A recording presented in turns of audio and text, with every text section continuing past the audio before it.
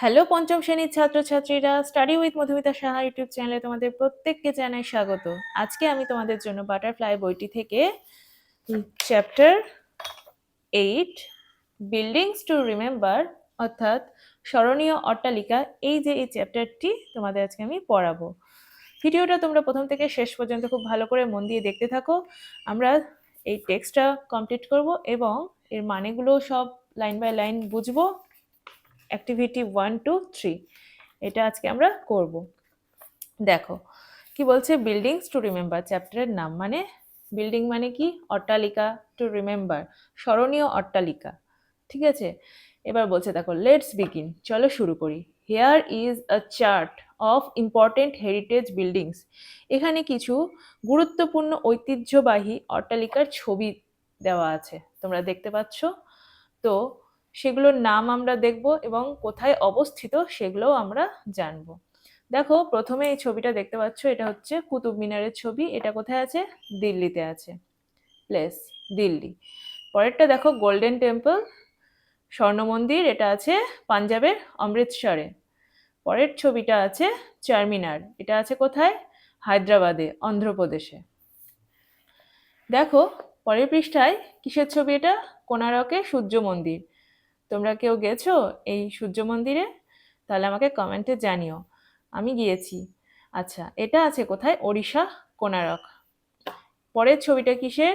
Hazarduari palace, এটা আছে মুর্শিদাবাদের, ওয়েস্ট বেঙ্গলে। আচ্ছা, তোমরা মুর্শিদাবাদ থেকে কে কে আমার ভিডিও দেখো আমাকে প্লিজ কমেন্টে জানিও।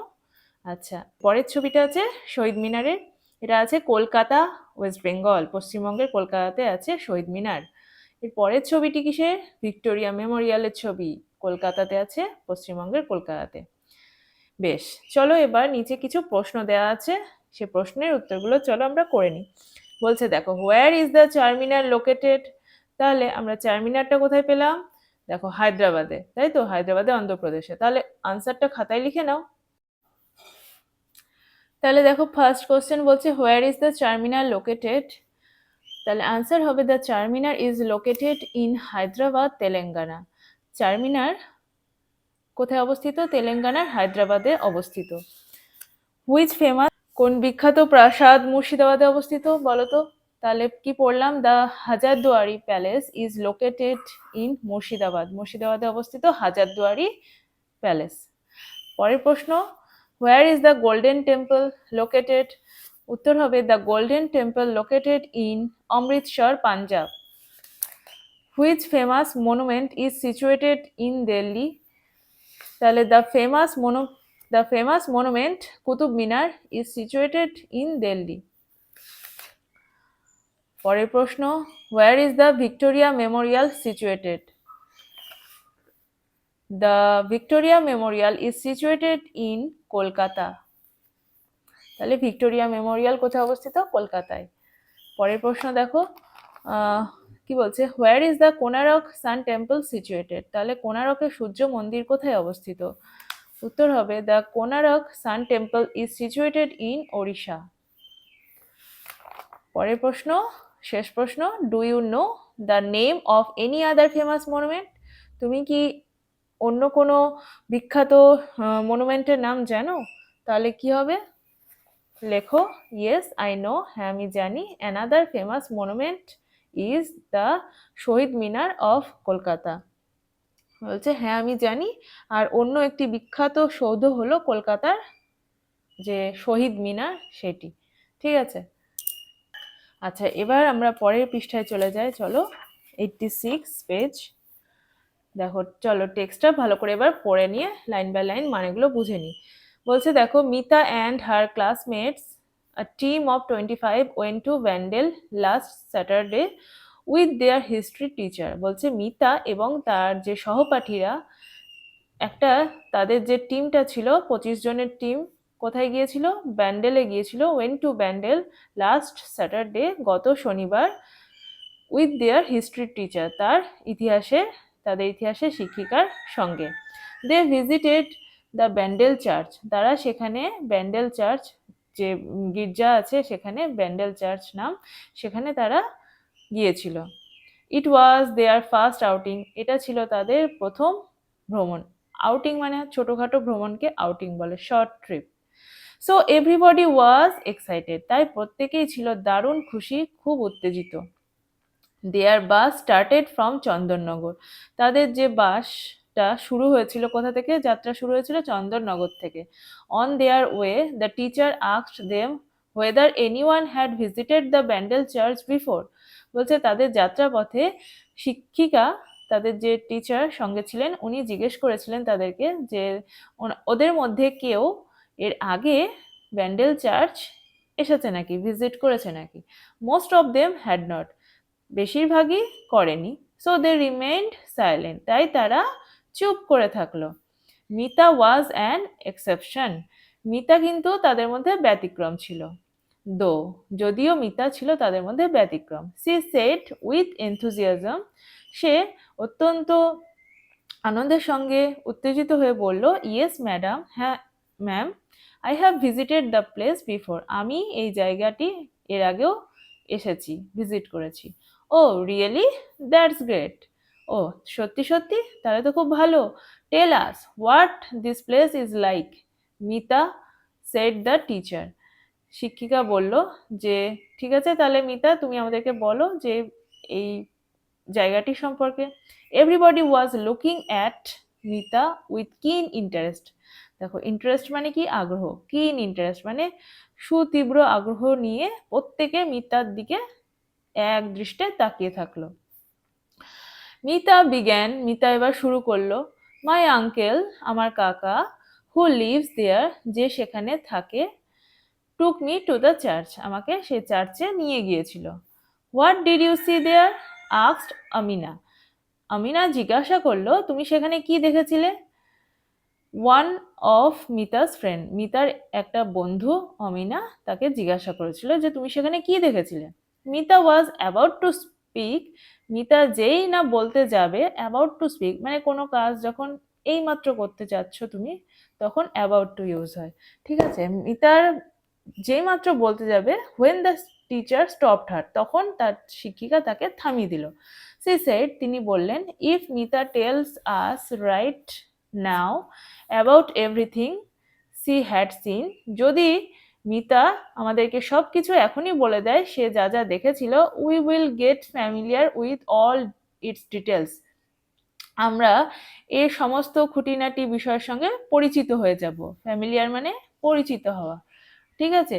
Let the church remain a surprise to us, বলছে যে এই গির্জাটি আমাদের কাছে একটা সারপ্রাইজ হয়ে থাকুক।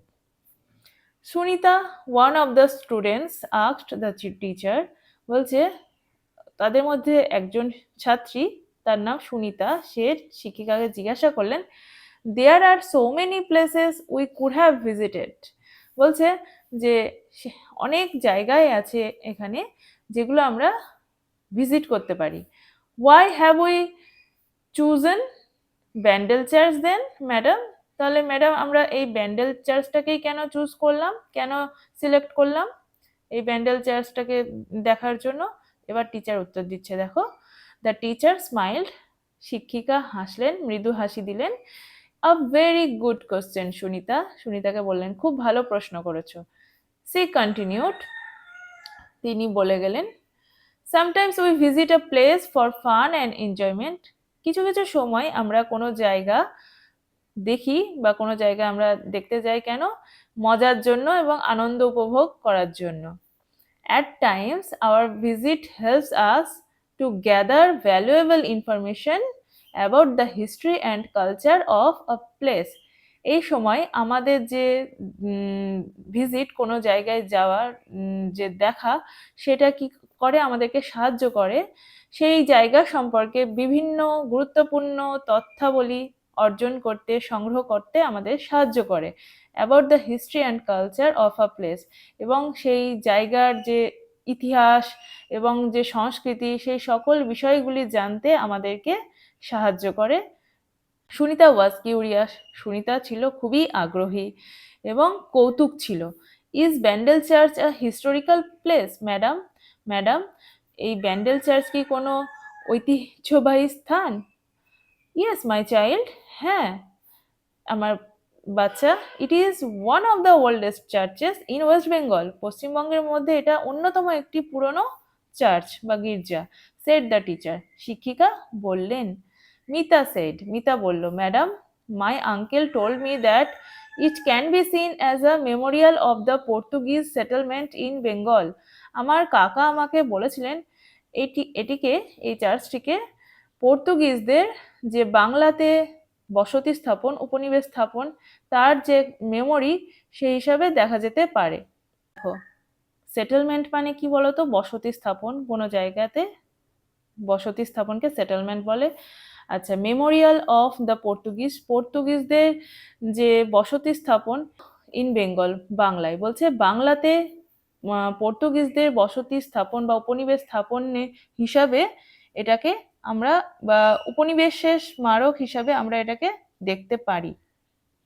ম্যাডামকে মিতা বলছে যে তার কাকা তাকে বলেছিল যে এই বিষয়টাকে আমরা পর্তুগিজদের বসতি স্থাপন হিসাবে আমরা এই বিষয়টাকে আমরা দেখতে পারি।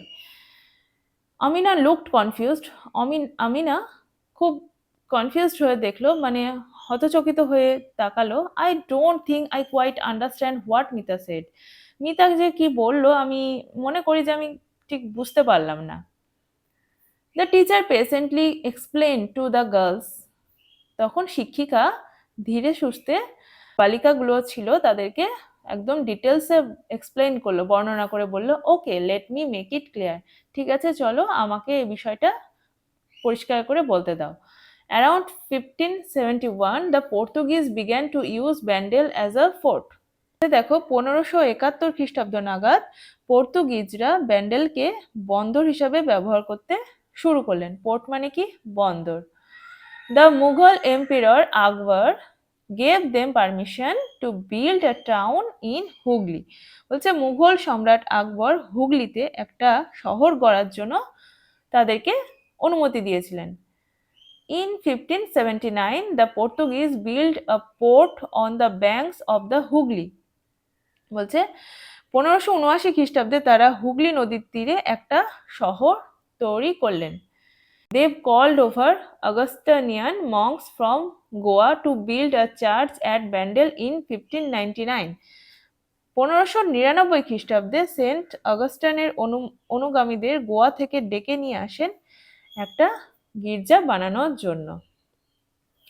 ঠিক আছে, তাহলে এতদূর অবধি টেক্সটটা পড়ালাম, তোমরা মানেগুলো খাতায় লিখে নিও। এবার তোমরা এই নিচের যে মানেগুলো আছে সেগুলো একটু শুনে নাও ওয়ার্ড্রবে।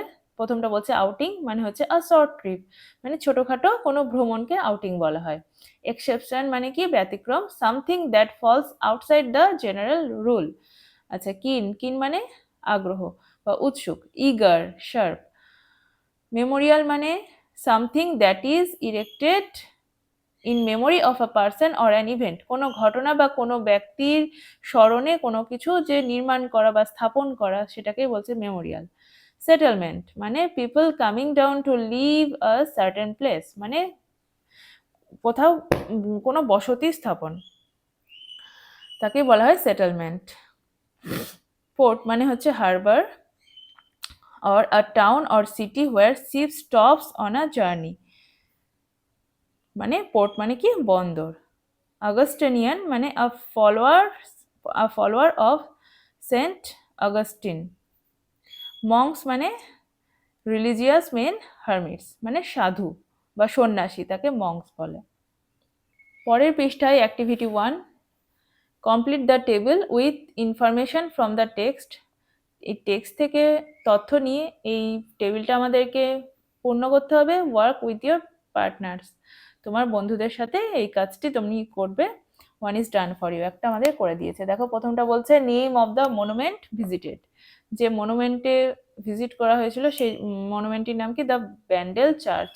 লোকেশন অফ দ্য মনুমেন্ট, এটা লোকেশন কোথায়, কোথায় অবস্থিত? ব্যান্ডেল। তারপরটা member of team members, number of team members 25, means of transport, কিসে করে গিয়েছিল? Bus. The Mughal emperor mentioned here, কোন কোন মুঘল রাজাদের কথা এখানে মেনশন করা হয়েছে আকবর এবং শাহজাহানের কথা।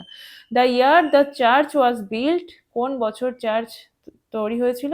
1599, 1599। Activity 2, find out words with similar meanings from the text. এই যে এই ওয়ার্ডগুলোর যে একই মানে সমার্থক শব্দগুলো আমরা টেক্সটে পেয়েছি সেগুলো এবার আমরা করে নেব।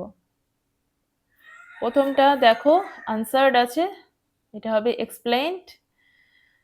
তারপরটা স্টিয়ারিং মানে লুকিং অ্যাট একদৃষ্টে তাকিয়ে থাকা, টোল্ড সেইড বলা, স্টার্টেড বিগ্যান মানে শুরু করা, স্টার্টেড এস্টাবলিশ মানে স্থাপন করা, বিল্ড ক্যারিড অন মানে কন্টিনিউড মানে চালিয়ে যাওয়া।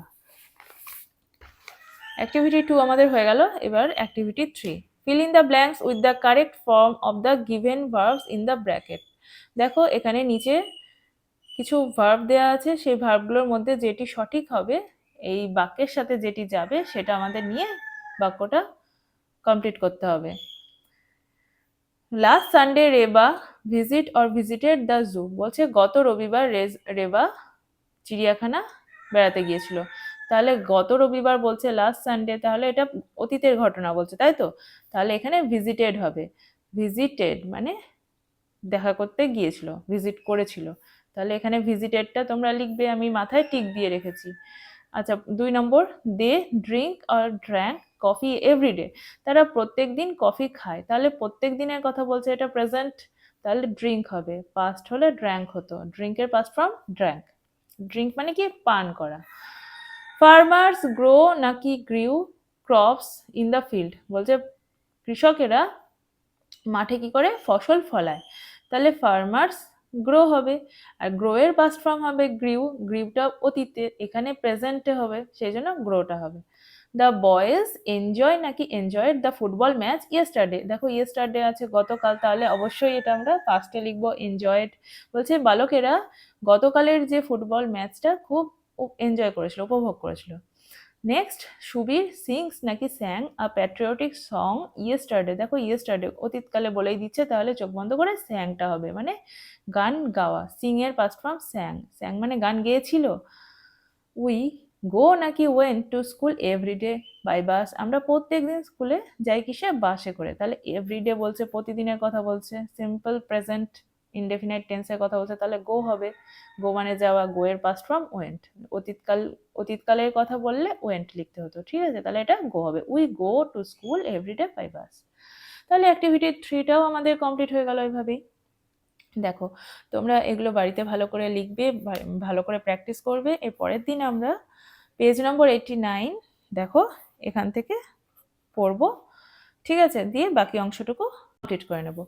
ভিডিওটা কেমন লাগলো অবশ্যই আমাকে কমেন্টে জানাবে, ভালো লাগলে প্লিজ একটা লাইক করে দিও। চ্যানেলে আজ নতুন হয়ে থাকলে চ্যানেলটাকে অবশ্যই সাবস্ক্রাইব করে রাখো, এরকমই আমি যখন নতুন নতুন ভিডিও আমার চ্যানেলে আপলোড করব তোমার ফোনে নোটিফিকেশন চলে যাবে, তুমি তোমার পড়াটা বাড়িতে বসেই ভালো করে নিতে পারবে।